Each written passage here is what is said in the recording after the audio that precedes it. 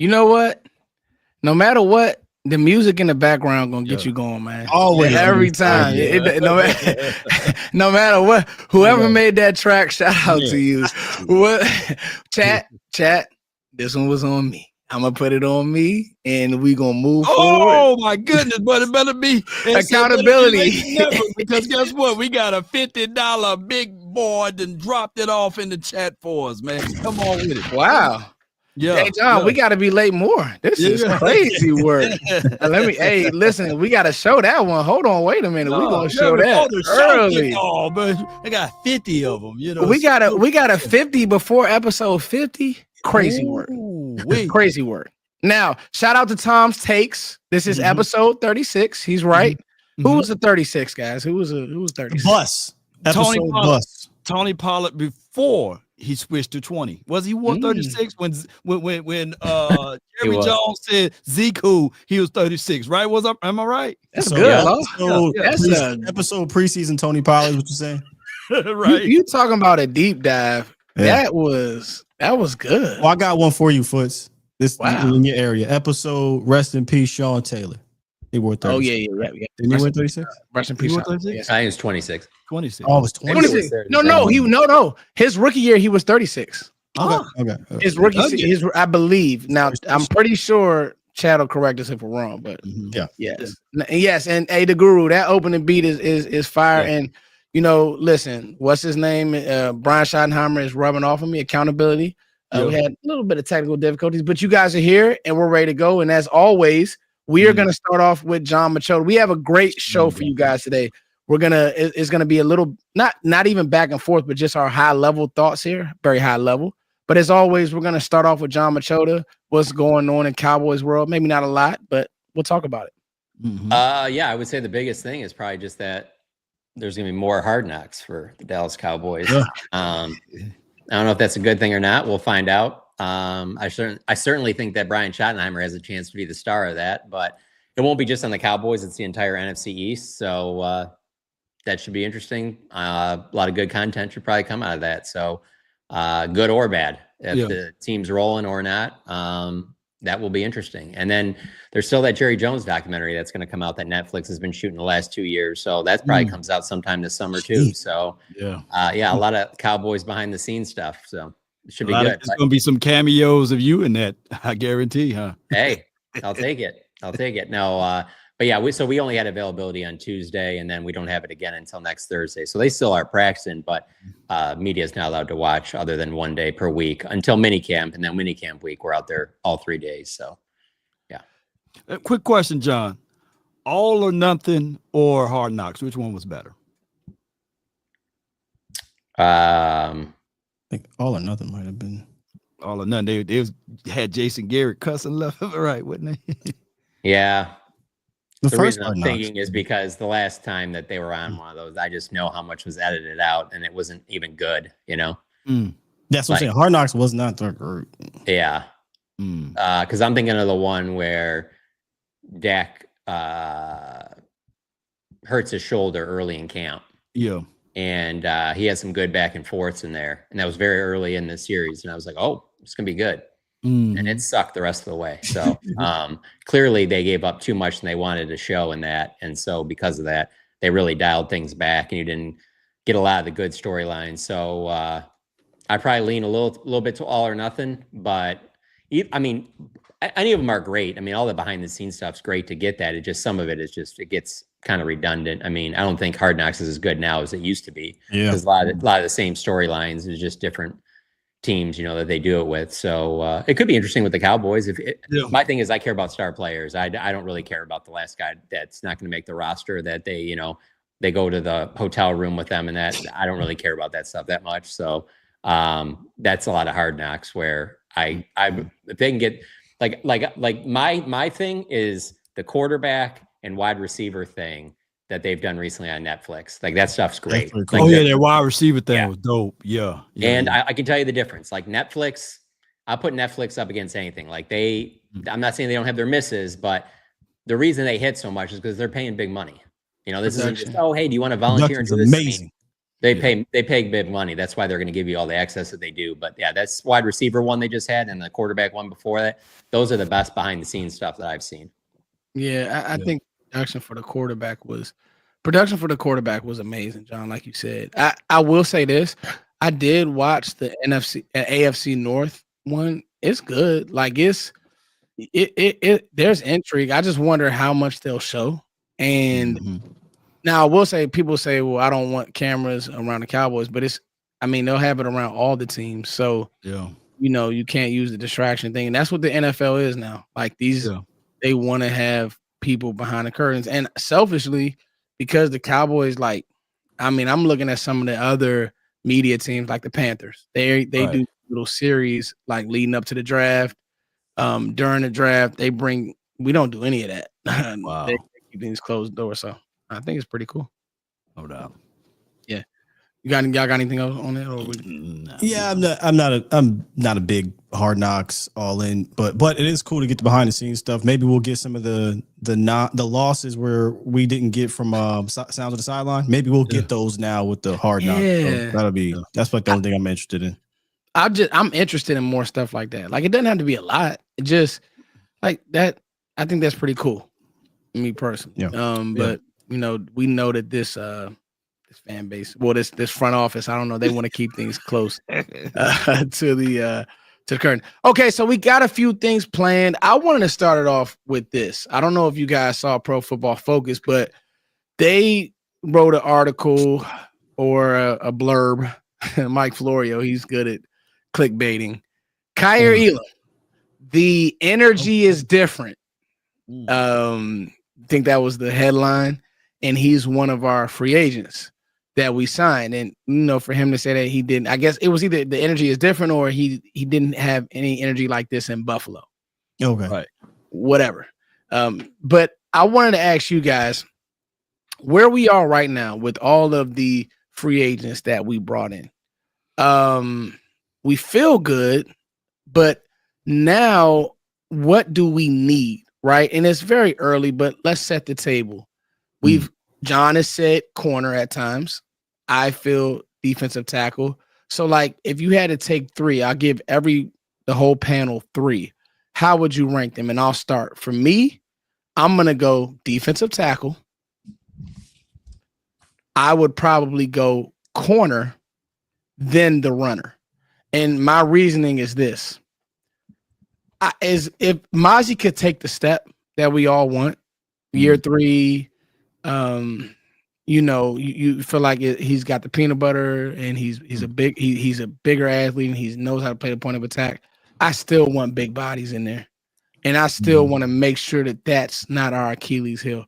I did some research, guys, and every playoff game that we've lost, we've been outrushed dramatically. Like, I don't even want to pull up the numbers, but it's been just a joke of how teams were able to run the ball, knew they were going to run the ball, and you couldn't stop it. You just had to die by 1,000 cuts over and over and over again.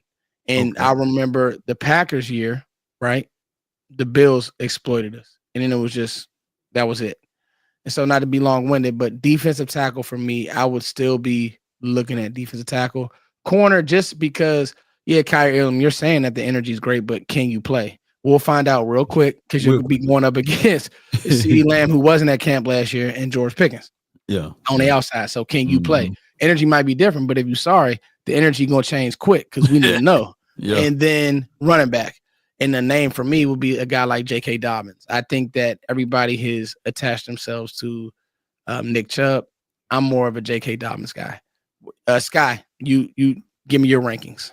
Same, right? I don't know how it's not universally defensive tackle number one. I mean, just look in the room. I don't think there's a guy, a proven guy. We're talking nose tackle, right? We're mostly talking one tech, the one tech, right? 3 tech, you got also the Gazua, obviously, but you don't have a proven dude that you can count on. We could say Mozzie has played a lot of snaps, but you can't count on Mozzie right now. You hope, and I don't like to live in the hope creed. I like to live in the wish creed. We wish for wood. That's where I like to be at, not hope. And we're hoping right now with Mozzie Smith, and we're hoping with Jay Toia. Go get me a veteran defensive tackle, not just any veteran. I would swing a trade because I don't think anybody in free agency is there, but I don't know if they're going to give up any more assets where they're at right now. But you said it. You get into the playoffs. The Cowboys can't stop the run. A lot of that has to do with being light in the butt up front, not having a dude, and they need that. It's the most obvious blinking red light right now. It was one of the most obvious during the draft. Honestly, I actually had it higher than the right guard, but I understand the right guard was higher on the board. That makes complete sense. Then corner because of the injuries, and running back because the room is just. It has somebody in there in regards to Javonte Williams, and Miles Sanders, who have been the guy. But again, 1-year deals, veterans trying to make comebacks. Not a lot of trustworthiness in there as well. But DT is the super obvious blinking red light to me. Yeah. John? Yeah, so for me, it's corner is one. And the reason I say that is because when I think of DT, I do include Osa and Solomon Thomas, and I think they'll be fine. And in the run stopper part of it, if Mozzie or Jay Toy aren't getting it done, then I think it's much more realistic that you can find a veteran big body to plug in there, like they did with Marinelli and Eberflus back when they had the Antoine Woodses and the Golden Cock, and they had who was the other guy that they had at that time? Terrell McLean was one of the guys. McLean was in there, and then so was Henry Melton that came over from the Bears. Yeah, Henry Melton. I think you can find those guys. Right. I don't know that you can find. And the Golden Cock is Nick Hayden, by the way, for anybody that didn't follow the team back then. If you're new, Rod Marinelli loved to call him that all the time. So if you weren't following the team then, it was kind of a thing at that time. So anyway, whereas starting corner, good luck finding a starting corner and late, like right before the season starts. I just think even if you wait that long for like a Stephon Gilmore, I think he'll get picked up by somebody else. And so if they weren't injured, I wouldn't even be talking corner. They wouldn't even be in my top 5. But the injuries that did, and then not knowing exactly what Revel will be, just because he's coming back from the injury. I think once he's back, he'll be fine once he gets his feet on the ground and he's got some confidence in that. But when will that be? And then if it's not them, then it's Kalen Carson, Kyer Elam. You might have to lean on Andrew Booth if you don't do something there. So that's why I have corner 1. D tackle. let me challenge you, John. Yeah. So you're saying you're concluding. I love a good challenge. Yeah. Including I just if you don't include it, let's say instead of defense tackle, nose tackle or one tech, is would that rank higher than your cornerback need if you're eliminating? Because think about Solomon Thomas. We'll talk about him in a second. He's light as hell. It's really hard to consider him a real defensive tackle anyway. Sure, but if you were looking for a defensive tackle that like a 3 tech that's with pass rush, I think I would have that number 1 because I think that's super hard to find. A run stopping 1 tech, I really do not have any issue that Eberflus is going to fix that. I really don't. I think there's a lot of PTSD. You've been consistent about that, John. I think there's a lot of PTSD from the way Dan Quinn's defenses went. And I think that people think that that's just how it's going to be. And that will not be the case. Matt Eberflus will fix the run defense. That's why I'm not concerned there. The corners worry me because, well, one, obviously the Cowboys have good wide receivers, but the division has good receivers. And if you don't have 3 solid corners, you can get exposed. I mean, it's such an important position. It's like, I don't really care about getting a high dollar defensive tackle like I would care about having high dollar corners. That's just me with the way that the game is played now that if Eberflus can't stop the run, then I'll definitely say I was wrong, but I just don't. I think he's going to be able to do that. I think he's going to find ways to do it. His track record speaks for it. I think that Dan Quinn wanted to do things a little bit differently, where it led to the turnovers. I'm not knocking Dan. I mean, he had a lot of success, but I think that run defense will be better. Let me just add into this, and I'm agreeing with John on the DB side of it because. Hey, before you go, Law, I didn't mean to catch you. But John, where running back and corner for you? Or so you got corner. Corner's 1. Then you went. Then what else? Tackle, then running back, and then I think those are the clear top 3, and then the other 2 that would kind of round out the top 5 for me would be safety and then the offensive line, and it's like. For different reasons. The offensive line, because you're kind of young and unproven. Safety is just because they have guys. Yeah. Like, they'll have plenty of guys to be out there on the field, but they don't have anything that's like changing the game for you. Where you're like a guy, they don't have any. Yeah. So they're guys, but they're not like anybody that you're just like, oh no, our safeties can make some big plays and they'll just win these games. Like I don't look at them like that, but. Also, I don't think the Cowboys do. Their investments speak for themselves. No. You good? Their investments speak for it on D tackle too. Yeah. The one on Mozzie, but other than that, that's 1 on Mozzie, and that's 1-1 since Russell Maryland. So But you know what? The reason why I agree with John with the DB aspect, because we are hurt foot away from Bland being hurt or something like that, and we're seeing Booth and Kyrie Elam again. So we don't want that, and I think that the Cowboys still got to wait for Josh Butler to come back. I like Troy Pride potential's upside, but at the end of the day, he was on practice squad duty. So when you look at defensive tackles in general, you mentioned Matt Eberflus, but I think that was a golden steal for us is getting White Cotton. I think that White Cotton is going to be able. He's going to be able to get the schemed up a whole lot better. And when teams start cutting for those teams that did drafted a 1 tech and they realize that they got a veteran guy to get released, there's going to be somebody to get cut. I think that White Cotton can, pick up the phone and maybe bring those guys in. But the first and foremost will be defensive back because of the fact we raised the blade thin in that category. And far as the third need would be the running back as well.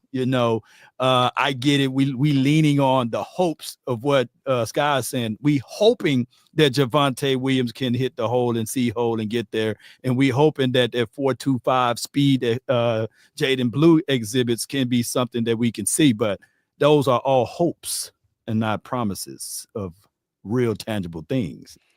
If you look at Flus's history in Indianapolis, where he was as defensive coordinator, strictly defensive coordinator, he brought in 2 legitimate defensive tackles. He traded for Rick Armstead, who can masquerade as a 1, but it was mostly a dominant 3. But he's a big dude, right? And we forget Grover Stewart is a guy over there. You know what I'm saying? So if you go look historically in Indianapolis, he was a good run defensive coach. In Chicago, not so much. He had a year where he was good, but other than that, it was a poor run defense. And if you look at what they have up front, it wasn't the greatest up front. They did have some decent linebackers, but I would say I would love to trust White Cotton and Eberflus in that sense. But at the end of the day, you do need some guys, right? You do need some guys. And I like the young man Jay Toia, but he is a rookie, and rookie 7th round picks take some time. Mozzie, I just don't know. I think if it's about the health situation for corner, it is scary. Like I'm not gonna lie, it's scary right now because John reported and others reported Andrew Booth was starting. You know what I mean? And if that's going to be the case, I'm running right now to go get me a hell. Gilly's out there. You know what I'm saying? Yeah. Like Gilmore's out there to get. So there's guys out there. Asante Samuel Jr. So I hear what you're saying, John. It's easier to find that kind of big fat one tech that'll probably cost you nothing, the 7th, 6th round pick. But shoot, there's a couple dudes out there right now. I'd go pick up the phone and bring them in just for insurance because of the injuries. Yeah, it could be one of those things where it's a kind of a handshake deal where it's like, hey, you know, like kind of like with Dalvin Cook. Not that I know that this is for a fact, so I'm not reporting anything, but it's like a lot of these things just seem like, hey man, I'm a veteran. I don't need to go through OTAs and mini camp. Let me know when training camp starts. I'll be out there, or let me know like late in training camp. I mean, my God, the biggest one that we're thinking of right now is that it just doesn't make sense. If you're Aaron Rodgers, why aren't you with the team right now? You're a quarterback. You're a starting quarterback. Like, so, and you know he's going to be on a team. And so he's going to be in Pittsburgh. Yeah. So that could be one of those things where I think, not to cut you off, John, but I think what too with Eberflus, right, Sky? I did some research, and when Andrew Billings got hurt, the defense didn't stop the run well last year. But before they were awful last year. Yeah. Not the whole year. Just in general. Like, Billings get hurt, that's a problem. If one guy. No, I'm with you. But if you actually go watch that Commanders game, they bottled Washington up, and they had the number 1 offense until the Hail Mary. So I get what you're saying. It was a great run team though, but no, they don't have a Parsons. When they were pulling that mesh point with JD, they ran the ball. But no, you're right. With Brian Robinson, and it was sporadic. Not the same guy yet. But anyway, point taken. When Billings went down, it got worse. It got worse, yes. So I think that I say this. I think that you do need another body in here, but I think what's going to probably happen is they're probably going to go to camp and look at it, which I don't know if that's the right or the wrong way. I just think that that'll be the way. Now, the truth is coaching, we've said it on offense. Now we got to say it on defense. Coaching does matter, guys. I do think that as far as discipline and philosophy wise, I do think that Matt Eberflus is a better defensive coordinator than Dan Quinn.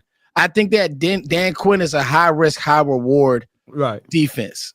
Like that's how he coaches defense. Like, could we live in a world with Trevon Diggs getting 9 picks? We saw what happened when the picks went away. It started looking weird. When you're not getting interceptions. So, and I'm not saying that Dan Quinn is a bad defensive coordinator, but it's high risk, high reward. It's energy. It's, run to the ball. It's get upfield, go get sacks. But the flip side of that is when you Sky, you the OC. I call Skywalker still the offensive coordinator. He knows every offensive coordinator in the league. When you start dealing with a guy like Matt Eberflus, like Matt LaFleur, let's think about it. What did Jordan Love come out and say in that playoff game? Yeah. Oh, we knew we could run the ball. We knew exactly how they were going to play it. We knew that they were going to keep Michael on one side. They're going to keep one safety in the middle of the field. They're just going to play their stuff. And I think that Eberflus, to John's point, is a little bit more multiple. Yeah. That being, I feel like I'm talking out of both sides of my neck. That being said, Mozzie may not be enough. Like just Mozzie alone and the prayer and J2. I'm gonna mess that up. May not be enough. He said Toya's fine. He said most people call him Toya. So he said Toya's fine. Okay, we're going with Toya, John. Hey Scott, do you have a name? Do you have a name for us? Dan Quinn's defense took John's Detroit Lions and had 5 turnovers on the road and sent them to the NFC Championship game. So I don't know, bro. I don't know how to explain the difference between 23 and that team, because that Washington team's defense wasn't amazing, but they shut that offense down. So. Wait, what offense? The Detroit Lions. They did not shut down the Detroit Lions offense. Well, 5 turnovers is the 5 turnovers for sure. That's that high risk, high reward. Yeah, I can tell you this right now: the biggest reason that Detroit lost that game, obviously, their defense was decimated by injuries to no level. But this is the problem with the whole Ben Johnson thing. like, okay, when you're in your defense like that, you have to play complementary football. He got in that red zone, and he got need to do trick plays. That was so dumb. Jameson Williams 70-yard touchdowns on one play. No, you need 10-play drives that keep Jane Daniels on the sideline. Yeah, well, that's why everybody's so excited about what Ben Johnson's going to do in Chicago. And don't get me wrong, he's going to put up a lot of points. But like just seeing him yesterday talk about the tush push, was like, I don't care about tush pushes and stuff like that. I'm trying to get big plays and all that. Well, like the tush push thing kind of does win the rings and that silver trophy. So, I mean, it might be something that you want to incorporate a little bit. Then you don't get a trophy for scoring 45 a game. You get a trophy for beating all the teams, including in January, where styles make fights and you have to change up the styles sometimes to try and complement. You're not just going to be able to, we'll put 45 on everybody. No, sometimes you need to go ahead and just chill out and have like a 10-play drive and help your defense out, not just go down there and score on them right away. Like John, you right on the money. You think the Cowboys would have got 5 turnovers in that game? I don't think it's about his turnovers, Scott. They haven't had 5 turnovers in 7 playoff games combined. Hey, but still, he got to the goal line and gave the ball to Montgomery, and Gibbs was averaging 7 yards a carry. He got cute. I remember that. Credit at all to that defense. No, to Washington. Wow. Bro, they got 50 put. Yeah, they got 50 put on their head. Turnovers. That defense. Okay. Scott, they got 50 put on their head. Still, they got 50 put on their head against Philly. That's not a good defense. In the playoff, I'm not saying that's a good defense. I said his defense in the playoffs got 5 turnovers. I'm with you, Sky, but he got 5 turnovers. You'll be sitting here saying the Cowboys defense is the greatest of all time. Don't do that. Not the greatest of all time. I'd be saying they play good. Yeah, go ahead. I'll be honest with you. One of the reasons why I wouldn't say they were the greatest if that happened is because I saw a lot of turnovers. No, not you, John. Not you. Foots. Okay. So you get on me. I know Foots, bro. If we got 5 turnovers in the playoffs, bro, he would never let anybody live that down. In 2 back-to-back seasons when they led the entire league, and in no time did I go, yeah, Cowboys got one of the best defenses in the league. You were like, no, okay, the turnovers. No, but let me fight. Hey, John, tag me in. I love this. Let me fight Scott though, because Scott still fight. Go ahead. I'm gonna let you go. The conversation is I watched a Dan Quinn led defense in Washington with a lesser roster get 5 turnovers against one of the best offenses. When has the Cowboys defense done that under any coordinator? But we had Dan Quinn and he didn't do under any coordinator. Just feast of famine with Dan Quinn. But let me and that's why I said a very high opportunity, but it gets crazy. Here's what I'm saying. John can tell you, Scott, I've been banging this point home about Ben because I was really watching him. And John, what didn't I say? Ben got cute in that playoff game. You're right though. Still, he definitely did get the turnovers. He did. But you run a reverse pass or whatever you try to do and it gets picked. You do some of that stuff. He coached right into Dan Quinn's hands.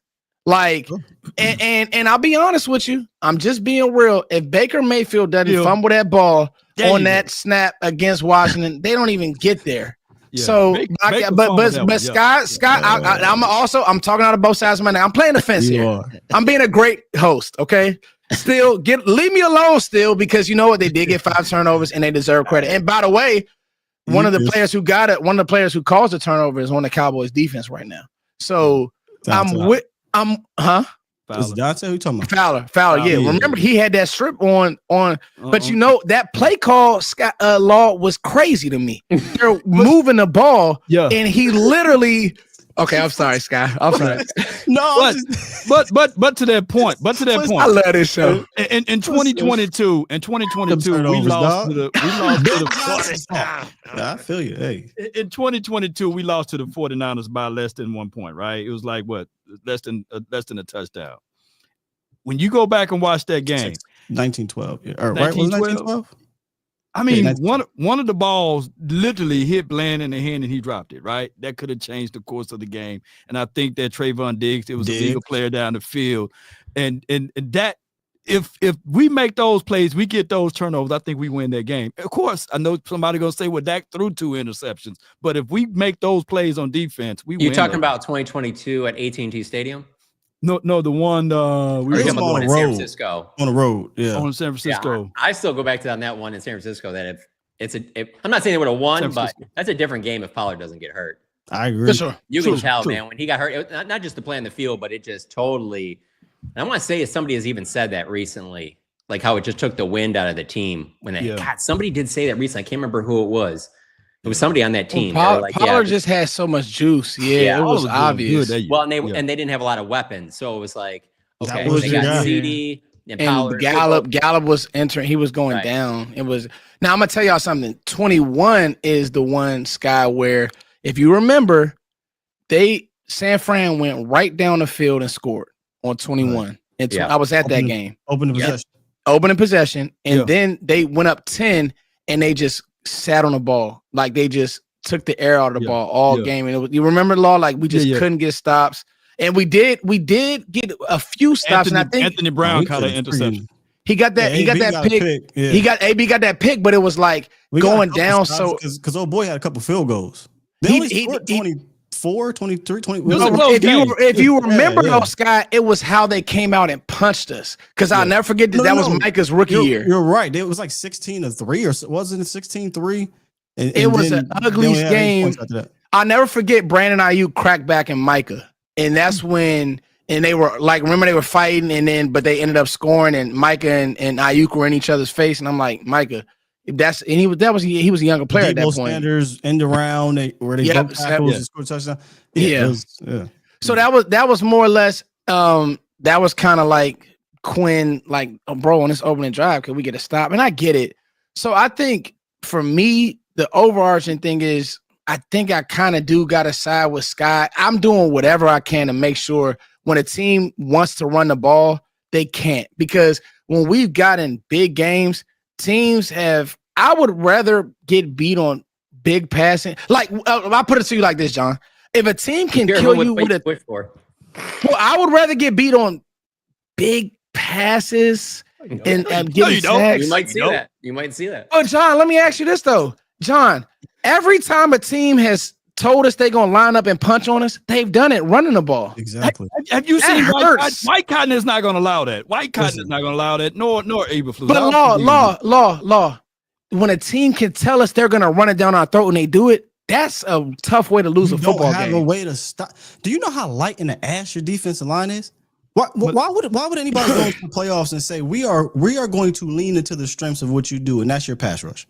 When you have dudes who weigh 256 pounds playing defensive tackle in Solomon Thomas, right? So I say this, and I hate this because we often do this a lot where we have to pick either or because the Cowboys can easily go fix both of these damn positions. Right. But if I'm getting to the playoffs, I'm thinking of playoff football here. If I'm getting to the playoffs, I need a way to stop the run because if a team wants to pass, I got Micah Parsons, Dante Fowler, health permitting, Sam Williams. Solomon Thomas can go out there and rush the passer. The young buck Donovan is. I got rushers to do that, right? I don't have people to stop the run, whether that be on the interior, and we'll see about the linebackers. I do like Sanborn, but we've seen it over and over again. And John's right; it's under Dan Quinn. But just look around the league, not just Dan Quinn. Look around the league when teams get to the playoffs. They are a more balanced team. They're a team that, like you talked about, hey, man, this Ben Johnson, he wants to get cute and stuff. No, they're trying not to get cute. They're trying to be balanced. They're trying to sit on the rock and et cetera, et cetera. And when you go line up and you play the Cowboys and you see that front seven, I don't give a damn who your defensive coordinator is. At the end of the day, it's mass on mass. It's big bodies on big bodies. And if I can move you out the way, I don't care what your scheme is, because if you want to put 9 people in the box, pow, right over the top. You need to get better up front, man. So who are you putting Andrew Booth on against, let's say, Washington? But John, Andrew Booth ain't going to be playing. Stop it. John going to the extreme. Week 1, A.J. Brown going to be like, if Andrew John is crazy work. I'm praying. That's all I'm saying. I'm praying if Andrew Booth plays. You better get to also, the if you watch, I always say this, but it's so the truth. If you watch the entire NFL, every single team is in that situation. Like no team has 5 good corners.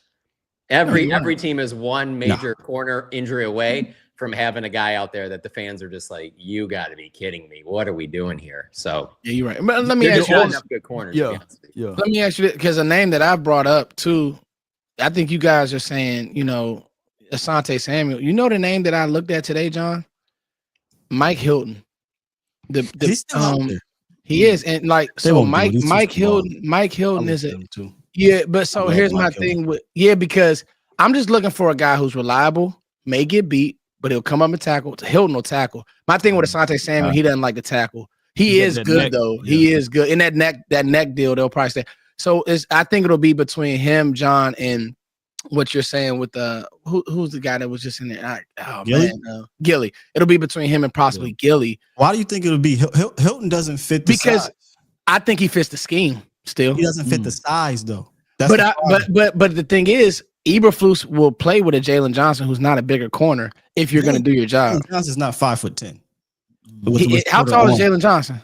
I believe he's about 6 foot or so. I thought he was like 5'11". You don't want to draft Asante Samuel Jr. You got to get the size so you get Calvin Joseph. John is on a roll. Which isn't lost on me when you go back to talk about Washington. Like that Mikey Sanders still is a good player. Damn good, and he's not a big corner. You know what happened, John? And Scott, I'll tell you this. I had a feeling Kelvin wasn't gonna hit. I said that when we drafted. I didn't. Man, but a lot of people were nervous about that. That was. But you know what we need, guys? You need Diggs to come back and be good, man.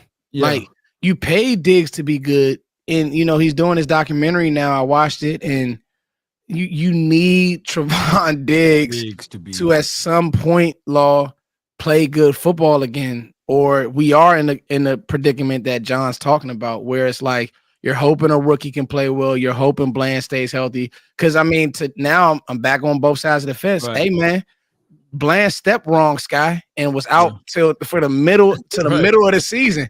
Just a random play. You like, whoa, Bland, you didn't even touch, and foot shattered. So you just like it's tough. And then maybe Josh Butler, maybe it was freakish, Sky, but it happened. Like. We had to go through trials and errors before we got Josh Butler. And we're like, Josh Butler can hit, but then he got hurt. I got something for y'all. Health permitting is what it sounds like for the cornerback position, right?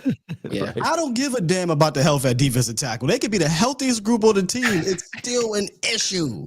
Right. You understand? So, if the Cowboys get healthy, you at corner, I think you feel much better about that position, probably than a lot of other positions on this team. Yeah, for me, it's that I don't care. I'm not, like I already said, the 3 tech I'm fine with. It's just that 1 tech defensive tackle. So that's like you 2 downs that you're out there. Yeah. I'm more concerned about the 3 corners that have to be out there almost all the time. Yeah. And you might only have 1 really good one. That's the only reason why I'm more concerned, because the numbers game. If it was 1990 and you really were playing with 2 corners, I would be like, they're fine, but it's just like, you really do need 3 good corners. I mean, and hey, they were set up for it. I mean, they should have had it last year, to be honest with you, with Jordan Lewis and before Diggs got hurt. I mean, they were set up to have the ideal situation, but then the injuries happen. And if the corners were coming back from like ankles and stuff like that, it'd be different, or a broken arm or something. Injury. But it's those knees are the part where I'm just like, the odds that both are at the top of their game right out of, whenever they come back. I mean, it could happen, but it seems like it's asking a lot. So for a legitimate 1 tech, for a legitimate 1 tech, I think you got to trade for that. I don't think you can find one on the on just landing in the street. What's it, Roquan Davis? That's the only one that I can see. I'm looking at the chart. I just don't really see any 1 tech that's available. Free agency is not great. You'd have to go spend some draft capital. Yeah. I think they. I mean, to be honest, that's exactly what the Eagles would do in this situation. Yeah, I was about to say. I think that you have they to would not leave a break glass. Those spots. They would go fill it with something. They would have done it already, though. Hold on. Time out. Is it a massive hole, John? To them, it's not. I think it is more to us than it is to them. They've shown their cards. To them, it's not. I think receiver was the massive hole, and they addressed it. Got it, and they knew that, and so that's why they went and got Pickens. They would have done that. They would have done more than Jay Toya at 1 tech if they thought it was as big of an issue that we do. Keep in mind, I'm arguing for corner. Yeah. 1 tech is number 2 for me. It's not like I'm like, that's like 15 on my list. No, it's number 2. It's right there. I'm just saying that corner is just hiding it. But we have a more surplus at wide receivers than we do have at any other spot. But the surplus is like options 4 and 5, right? Yeah. Package these guys together and get us a legitimate 1 tech or something like that. Because we drafted Ryan Flo. We drafted Jalen Brooks, but these guys, I'm not even considering them being on the field now. Can we get something back in return and get a 1 tech or a DB? Yeah. Yeah, possibly. It's been watch me impressed the last time they did a move like that. Because you still got to get Cavante. It's only one football. You got Turpin, Mingo. You got. They did that one move when they traded Travarius Ward for Parker Ellinger or whatever. Oh yeah. Remember that right before the season started? Yeah, and the dude didn't play a snap for the Cowboys. What's that? He didn't play a snap. Parker didn't play a single snap. He didn't, and Ward ended up being really good. And Ward was good for the Cowboys. Yeah, just that they were good at corner, and so they were like, all right, we can part with this guy, and yeah, that didn't work out well. Who's the defensive tackle we signed last year from the Bills, or he was with the Bills? Not. Phillips, Jordan Phillips. Yeah, the other one, not the other one. Linval Joseph. See, I'll be honest. 39 or something. I think he's an older guy, but I think with what you've done on defense in the draft and at end, I think that type of name might be just enough. I mean, I know Sky's face is scrunched up, but I know Sky, but it's Sky. I know. Sky's been banging this. This is kind of how I felt about receiver. So I'm with you still, but I think that unless you go, I'm trying to think of what roster. Well, maybe that's some research we need to think about in what roster has a surplus of D tackles that maybe haven't worked out. I'll tell you the name. I'll tell you the name. DJ Reader. Come on, DJ Reader. Come on, let's get him. Go throw something at DJ Reader, bro. He got 1 year left on his deal. They say he's in Seattle. No, he's in Detroit. They don't have. Yeah. They save $7 million if they move off, and whether it's a cut, a trade probably be a little bit different. They drafted a defensive tackle in the first round. They signed a guy worth $4 million in free agency. Sky ready. They have my man from North Carolina State. Yeah, but the problem is that he's coming back from a major knee. So he's hurt. But shoot, even the Auburn kid, the backup is a pretty solid 3 tech. That I think he's from Auburn at least. Is it Azaruke? Is that his last? Levi Azaruke. Yeah, they from Allen plus of defensive tackles. It's just their best one is hurt. But I mean, I don't know. John would know more than I do, being from there, and probably still follows a bit. Detroit. Saving a couple dollars, throw them some draft capital, maybe some day 3 picks or whatever, maybe a player, and you get big fella DJ Reader here. He's been historically a good run stopping nose tackle that knows how to play the run. I would 100% pick up the phone and try to get him. Give Detroit Jalen Brooks and Miles Sanders. They're not taking Miles Sanders. Maybe Brooks. Hey, I'm gonna tell you though, the name would have been Jonathan Allen. Especially and more 3 type, but he can play the one though. That's the thing. He's the one who could play that one. See, and they drafted the kid from Illinois last year. So I was interested to see. And Jonathan Allen just doesn't fit what Dan Quinn wants to do, and so that's the I feel like Allen is more play at the line of scrimmage. He used to get upfield better, but it's not really the same. But you need a body. I hate to play devil's advocate. I don't think he's anymore. Really? He went to the Vikings. I'm sorry, y'all. That's on me. I'm sorry. But when I did the last 2 seasons, and I know this sounds like a stretch a little bit, but Solomon Thomas numbers equaling Jonathan Allen's in the last 2 seasons. He had so Law. Let's talk the scheme of it. Is he stout enough? I think that's Sky's thing. That's the deal, because I get it. No, so Law, you're right. Solomon Thomas, bro, I remember him coming out of North Carolina. He was that drill. But the problem is Stanford. I'm all over the place. It's the colors. Bro, I'm sorry, y'all. Chad, these names. I'm sorry. He was at Stanford, red and white. Yes. Yeah. And he was a high draft pick that he didn't live up, but he's been good. Thought you said State. My bad. So the thing is, I think Sky's deal is because just like we want to double team, teams in the league want to double team too. Right. And they want to try to get vertical movement and run duo. There's no secrets.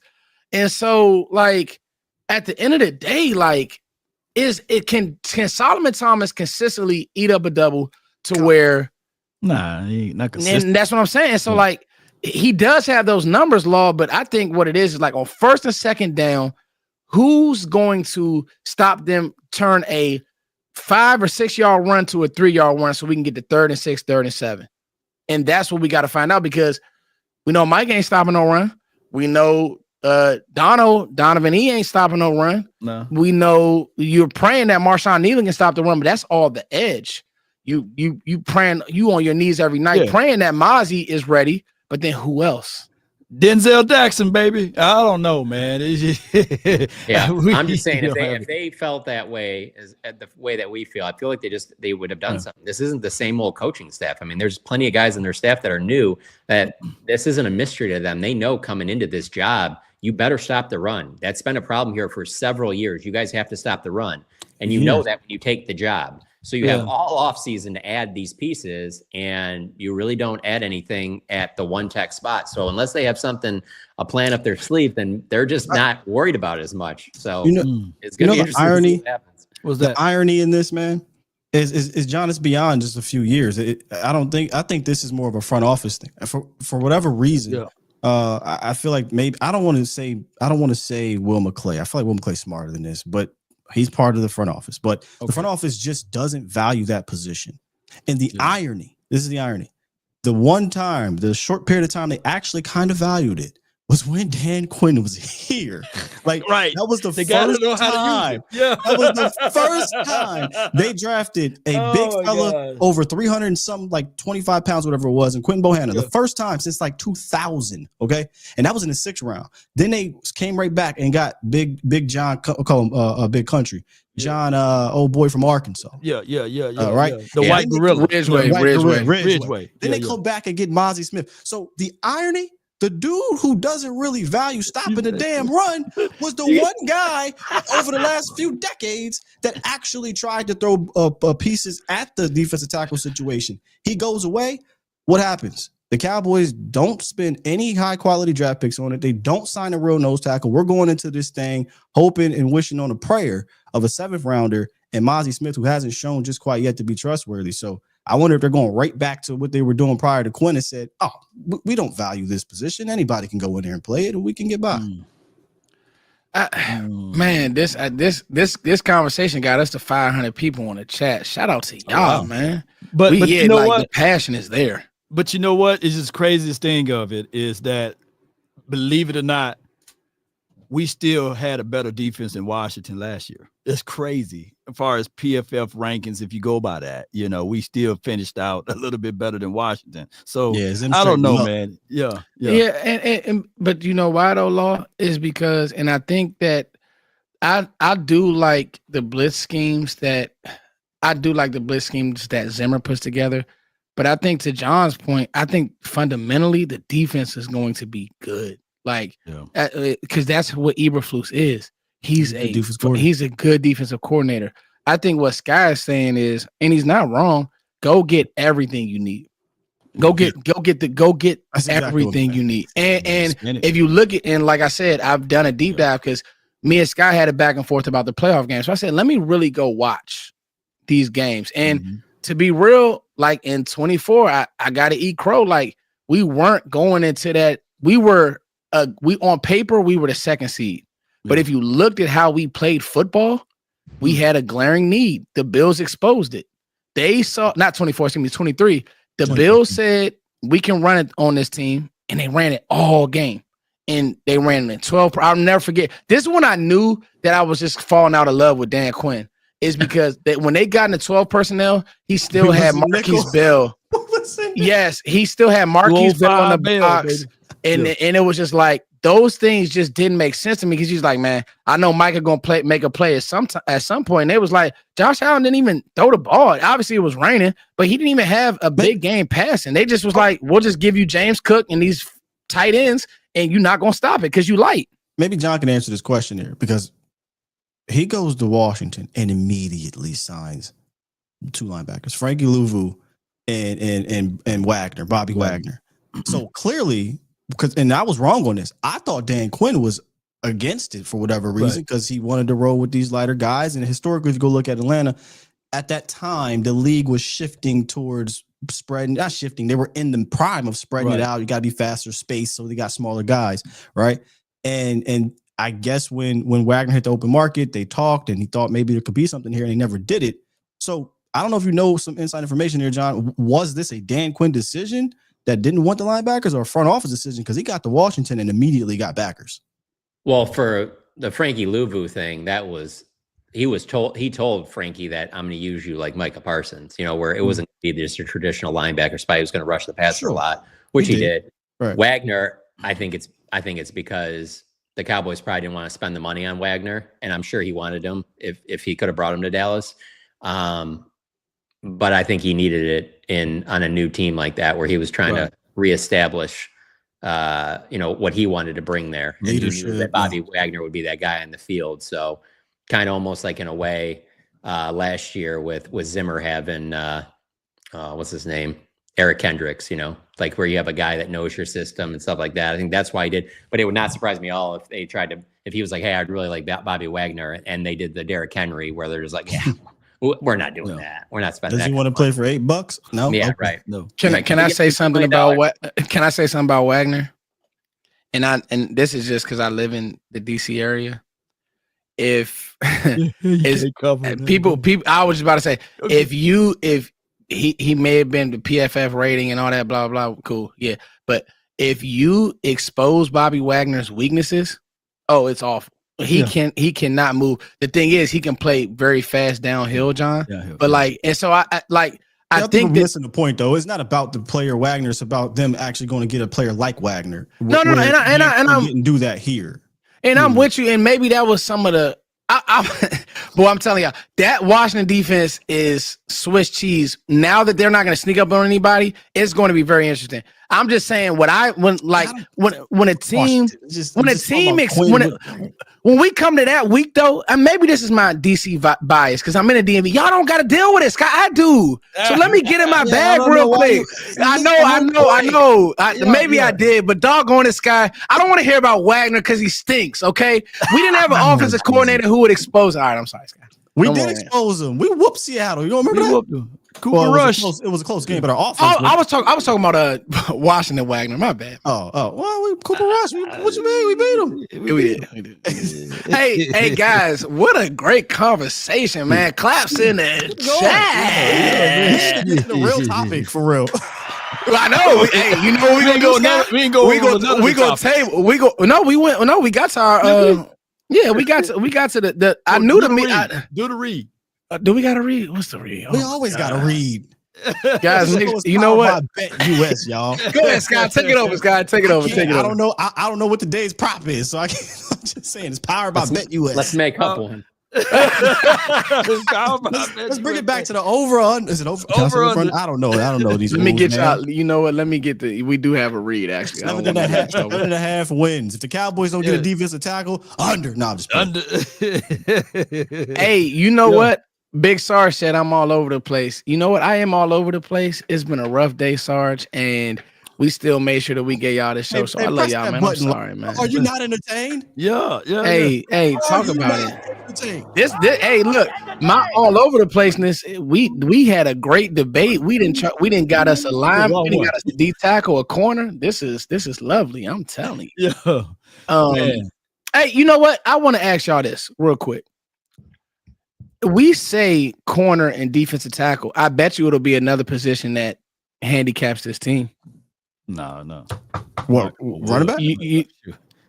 Now, because we put so much into it, it could be. I just have a feeling it'll end up being something crazy like linebacker or. I can't say that. I can't say that. We didn't hit the top. I want to talk about one of them. We can say. Go ahead. You want to save this guy? I mean, preview it.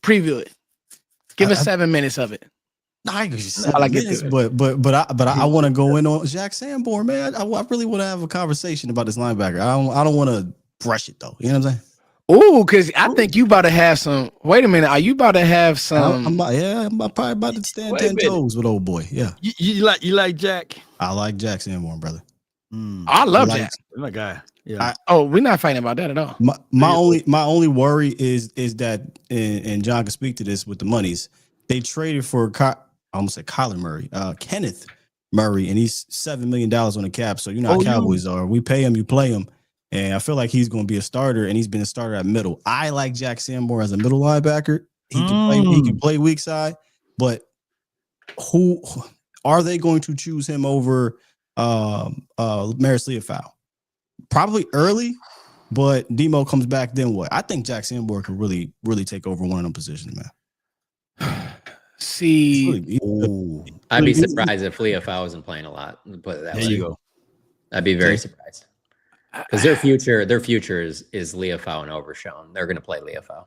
Gonna play Leofau. He can get the snaps and everything. I'm with Sky. I like Jack Sanborn. I thought Sky was bringing some smoke, John. I thought he was saying that he didn't like me. I love no. I mean, even if you didn't like him, though, I mean, what is he at worst? Your fourth or fifth linebacker? You know what I'm saying?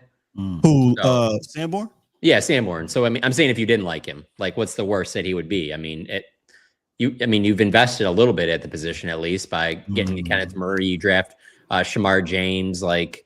You got Overshown coming back at some point, and to me, linebackers completely flipped from corner. Where 1990, I need 3 good ones. Today, I need 2 good ones. You know, I don't think that somebody put in the chat. Let's do the read real quick, guys. Make sure you guys play this. Which this is I don't know if this is a play, but this was the graphic that they gave me to read. So we need to. Which division is the best? I would probably say high level the East right now, like top to bottom, like because even the Giants, their defensive line is going to be really, really good. But I would say that's one of the best. Yeah, NFC East. Yeah. And I'm not just saying that because that's our division. The North is the NFC North. I mean, 3 playoff teams last year, right? Yeah. I think they all got. You think McCarthy gonna do something with the Vikings? That's true. There is. I don't think it's about McCarthy. It's just that whoever they've put at quarterback, they've seemed to. I don't know. They just seem like they're a very solid organization, even on a bad day. It seems like they're just not, like they don't really like fall off. It seems like that. On the West, man. They're NFC West. The AFC West is interesting, Sky. Too. NFC West is what I'm looking at. I mean, because if the Cardinals can bounce back, a couple years ago they were a playoff team, but the Cardinals can bounce back. You got again. San Fran, I feel like they're not going to be a bad team again. I feel like San Fran is going to be a good squad. The Rams were 1 play away from the NFC Championship game. Yeah. Seattle 10-win team didn't make the playoffs. Like that's going to be a nice little battle there too. Just look at the South in both. Yeah. We're not even paying attention to the South. I mean, it's pretty wild, man. Wow. Yeah. Just look at the quarterback play in the South there. Look, I'm gonna give y'all my predictions. I think AFC North, I think the Ravens gonna win that. AFC South, I'm thinking that it's gonna be a new leaf. It's gonna be the Jaguars winning that. What we got here? Embracing the enthusiasm. What we got here? Kyrie Elam. Okay, we can go back to this. I was just putting that on the screen. Oh, okay. And then the East, I think the Bills gonna run off with the AFC East. The AFC West Chiefs, the NFC East Cowboys, and then NFC West, I think the LA Rams going to win it. If you want to make some money, for the NFC East division winner, bet against Philly. You might think I'm crazy because they just won a Super Bowl. Nobody has repeated as division winner for 21 years. About that. Until somebody does it, I'm betting against. That's why last year I was like, "Hey, dog, I don't care if the Cowboys win the division because it's probably not going to happen. They just got to get into the playoffs." And if I had to put some money on it, if I'm betting, man, Philly ain't winning it because it just never happens. I don't care that they win a Super Bowl. I am somebody that I don't really bet on sports very much, just because I know I've just seen too many horror stories of the people that I'm friends with that have lost a lot of money betting on sports. It's not a good way to make money, but I always follow whatever the lines are, whatever any of it. I always know what the Vegas line is for anything I'm watching. I always pay attention to that stuff, the over-unders and all that. And this Cowboys at 7.5.